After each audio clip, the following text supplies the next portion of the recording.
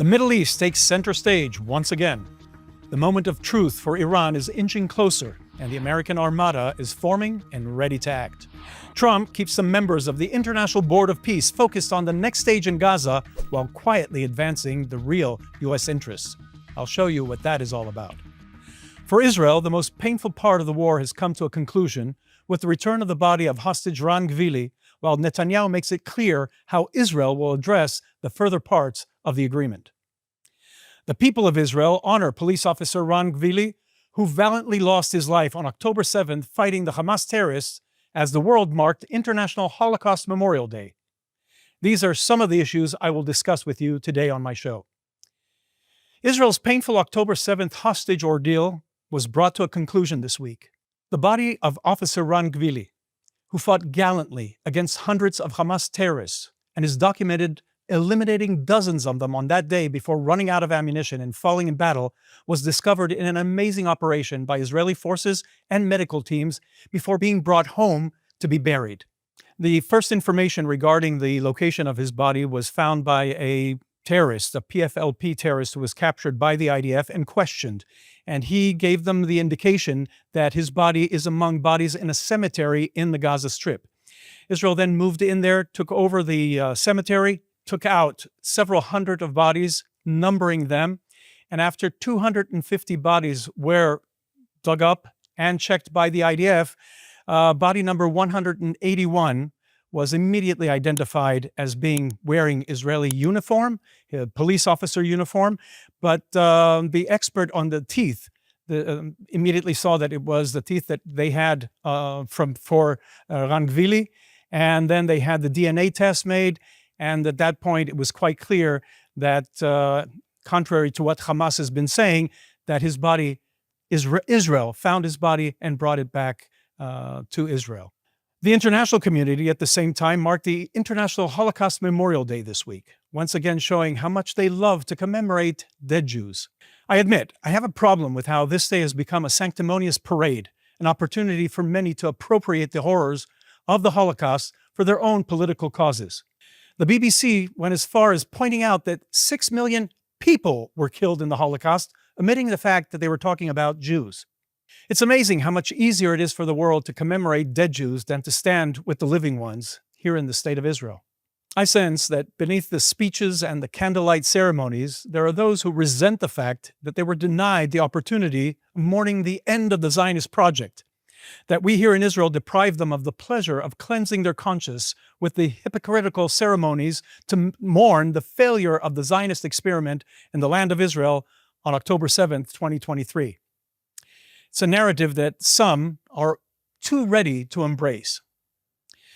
While this indeed is part of the reason for the surge in anti-Israel, aka anti-Jewish sentiment that we are witnessing in the world these days, there's a deeper reason for anti-Semitism that is roaring back, and it isn't just because of the hypocrisy of the international community.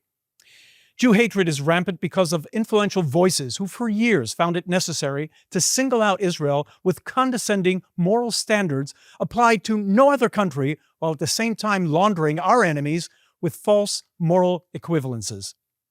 A perfect example for that is New York Times journalist Thomas Friedman, who draws sick and perverted parallels between democratic states defending its citizens and the murderous Islamic entities sworn to annihilate us. Friedman this week penned an op-ed where he claims to see echoes of Gaza terror in Minneapolis. He argues that three seemingly unrelated crises, ICE operations in Minneapolis, Israeli military actions in Gaza, and Hamas's internal brutality are actually similar. He criticizes U.S. federal agents for copying what he accuses the IDF fire first, ask later mentality. Friedman highlights videos of ICE officers shooting civilians, Israeli strikes in Gaza in what he describes as journalists being killed, and Hamas executing rivals, and treats them as similar and variations of the same phenomena. He claims that in each case, the violence is driven not by security realities, but by political incentives. Trump seeking electoral advantage through law and order. Netanyahu prolonging the Gaza war to avoid criticism for the right-wing flank. An accusation repeated over and over for years by the left wing in Israel. And finally, Hamas clinging to power in the post-war landscape. Friedman concludes that Trump, Netanyahu, and Hamas are actually the same and all have similar political motivations for their conduct, and warns that if each succeeds, the US, Israel, and Gaza will descend into deeper instability. Are you dreaming of Jerusalem? The Dream Raffle is giving you a chance to win a $1.2 million luxury apartment in Jerusalem, fully furnished and move-in ready. And, this is important, if you purchase your tickets by February 2nd, you'll be entered into our final bonus raffle for a $15,000 cash prize. Click on the link below and get your tickets today. I mentioned this before of how when I first began working with the Prime Minister's office, the members of the team in the Prime Minister's office considered Friedman to be no more than a fool. He never backchecks, never verifies, he's very shallow and lazy. So, even 30 years later, you see that nothing has changed. Thomas Friedman despicably compares ICE officers who are enforcing U.S. law and the idea of fighting genocidal terror organization with the Hamas itself, the group that burned families alive on October 7th. And it fits a pattern critics have been pointing out for years. Friedman's writing on Israel and the Middle East has been consistently wrong, consistently shallow, and consistently detached from reality. All I have to do is mention the Arab Spring, and you already know. Critics across the political spectrum, it doesn't matter if they're left-wing, right-wing, pro-Israel, anti-Israel, they've all pointed out the same pattern. He relies on catchy metaphors instead of facts. He ignores context when it complicates his narrative. He treats Israeli power as inherently suspect and Palestinian actors as inherently innocent. He bends reality to fit a predetermined storyline. And this op-ed is simply the latest installment. Friedman has long been criticized for his habit of collapsing morally distinct actors into the same category.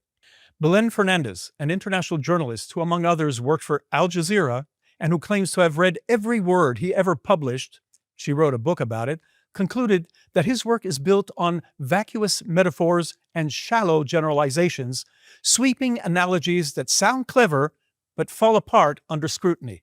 This latest op-ed is a perfect example of that.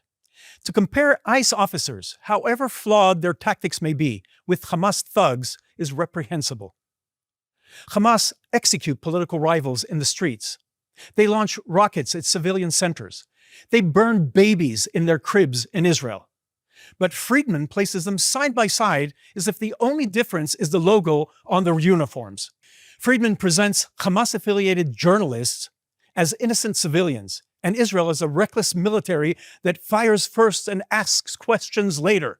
Friedman conveniently omits the well-documented reality that Hamas embeds operatives in media roles, uses press vests as cover, and launches attacks from civilian areas precisely to engineer the kind of tragic outcomes that he cites. He asked whether Israel could distinguish a journalist from a combatant, and he knows the answer. He just chooses to ignore it. The answer is absolutely. The Jerusalem Post once summarized his record as the following: fool me once, fool me twice, fool me 3 times, you're Thomas Friedman. Whatever one thinks of Trump or Netanyahu, they are elected leaders in a democratic system. To place them in the same sentence with Hamas, as if they were parallel actors, that's not journalism. Because when you erase the difference between those who target civilians and those who try to protect civilians, you erode the very moral vocabulary needed to understand this conflict. Just like the media who omit context. Israeli media, for example, this week reported the following: Arabs from a village near the city of Hebron attacked a Jewish shepherd in the evening hours with rocks, injuring him and breaking his phone. The shepherd was evacuated to Soroka Hospital suffering from bruises.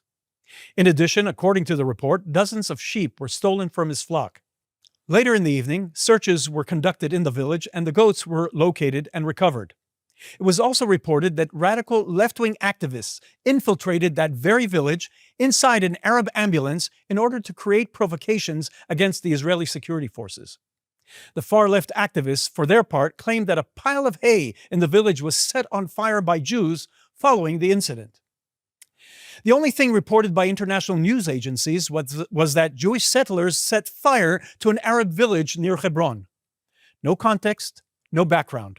No mentioning of the fact that the news item was reported by local Arab staff who are not held to the same standards or to truthful reporting. But if the New York Times' very own Thomas Friedman fails to do this, and to do a job as one would expect, why do you expect the Arab activists to do anything better? So we need to remember the failures of the media when we look at the events that are taking place here of historical proportions. The United States understands that the murderous Islamic regime in Iran must be removed. Iran has been at the center of instability throughout the Middle East and have also meddled in South America and even moved terrorists into the United States itself. To remove the regime, it's not enough to just strike and move on. What is required is the full effort of U.S. military capabilities, and that takes time. For Trump, it is a major part of showing the world that things have changed, and there is a new world order being put in place for the 21st century. The post-World War II order was built on the idea that global governance should be shared. The Board of Peace signals that the U.S. is now willing to build new institutions in its own image, with its own rules, and with itself at the center. It is a redefinition of leadership, from multilateral steward to architect of parallel structures. Authority will be centralized with the chairman, Trump himself, with the U.S. as gatekeeper, funder, regulator, and final arbiter. This signals a shift from leading through institutions to leading through controlled coalitions. Israeli commentator, attorney Ilana Shushan, commented on this, saying that Gaza was really never the goal. Gaza was the bait, the pretext needed to obtain the UN's blessing for establishing this new peace council. The council is not built like an international institution. It is Trump's private club. Trump cannot be elected to a third term as president of the United States, so he created a mechanism through which he can continue being the world's boss. If not from the White House, then through the Board of Peace. Most of the text of the charter, on which the council is based, deals with the rules of the game that keep power in the hands of Chairman Trump, appointed until he dies or until he chooses to resign. He is the one who appoints the members, and he has the authority to dismiss them. He decides when the council meets, what is discussed, and he can even issue decisions on his own authority. Trump also sent an entry fee for this club, $1 billion for each participating country. In this sense, Trump treats the world like a game of Monopoly. Now, if you don't believe me, go read the articles. Ilana continues, and I loved her conclusion. Trump has managed to project to the world that the United States not only has the strongest military on earth, but also a commander who is not afraid to use that strength. But why use force if you can get everyone to surrender in advance? That, she says, is real power. And while the focus is on the major headlines and the big stories, behind the scenes, real things are determining the future, and they're taking place at the moment. Oren Dori of Globe's economic magazine here in Israel reported this week that Israel and the United States have reached a significant set of understandings to establish a large-scale technology and AI park in southern Israel. This initiative is part of a broader strategic cooperation agreement on artificial intelligence that they just signed in Jerusalem. The Memorandum of Understanding outlines an ambitious plan to allocate roughly 16,000 dunams, that's about 4,000 acres, in Israel for the project, which will be called Fort Foundry 1, and is expected to be built either in the Negev or in the areas enveloping Gaza. Under the agreement, Israel will lease the land to the United States for 99 years. The land remains under Israeli sovereignty, but the park will be managed by American authorities, with most investments coming from the United States. The site will host both American and Israeli tech companies working together on chip manufacturing, advanced computing, and AI development. One of the most striking elements under discussion is the possibility of building a nuclear reactor on Israeli soil to meet the enormous energy demands of the AI data centers. Because Israel is not a signatory to international treaties governing civilian nuclear reactors, but the United States is, the reactor could operate under American regulation and oversight despite being located in Israel. The official document uses more cautious language, referring to high-density energy infrastructure. The agreement also includes a commitment from Israel to dramatically accelerate regulatory processes. All licensing and permitting for the park must be completed within 120 days. Anybody who knows Israel knows this is unbelievable. far faster than the usual pace for projects of this scale in Israel. So if you wonder what Trump's goal is, slowly we're seeing what the realities are. And now to Netanyahu. Netanyahu this week spoke to the nation after the return of our last hostage and revealed a fact that many of us knew about, but was not spoken about publicly. And he says, I quote, "Our soldiers fell because we did not have enough ammunition. That changed when Trump took office."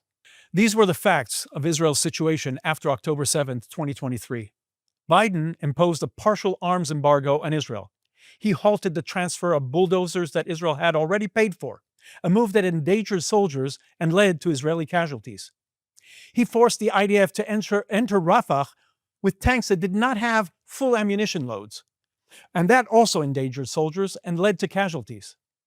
Biden opposed the assassination of Nasrallah, and his Secretary of Defense cursed on the phone our Minister of Defense when Gallant informed him that our aircraft had eliminated the head of the Hezbollah. And when Biden left office, Iran was not at a low point. On the contrary, it felt confident enough to launch 2 barrages of missiles at Israel. The ceasefire, for Biden, it was a goal, not a means to a goal. Netanyahu also sent a message regarding Iran. If Iran makes a mistake and attacks us, we will respond with a force it has never seen. And when asked at this press conference whether the United States would strike Iran, Netanyahu left no room for doubt. He said, and I quote, "President Trump will decide what he decides, and Israel will decide what it decides." And, Netanyahu continues, "We are prepared for every scenario, and if Iran makes a mistake, it will receive a response it cannot even imagine." In other words, there will be a decisive blow against Iran, whether from the United States or from Israel.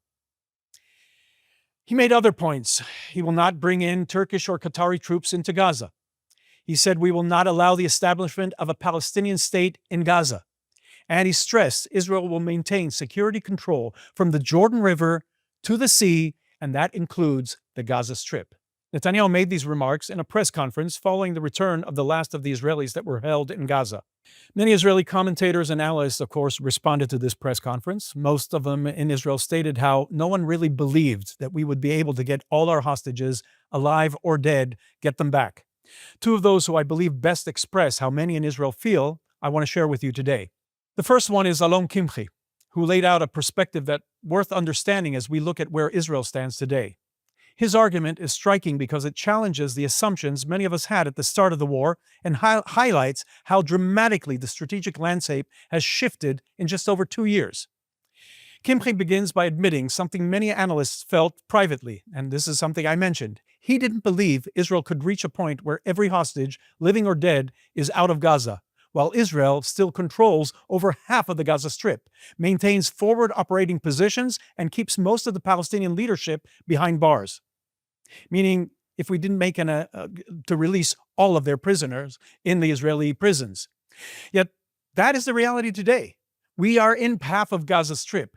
Most of the Palestinians, terrorists, are still in Israeli jails.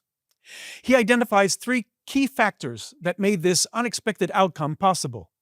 The operational successes against Iran's regional network, which culminated in Kelavi, the strike that broke the sense of encirclement around Israel. Second, Netanyahu's strategic decision to wait for the U.S. elections, betting that Trump would return to office, a gamble that paid off. And third, the strike on Hamas's exiled leadership in Qatar, which he calls the most successful Israeli miss that ever happened, which signaled to Arab states that Israel has shed its restraints. Kimchi acknowledges the valid security criticisms that people have against the government and says that many are justified.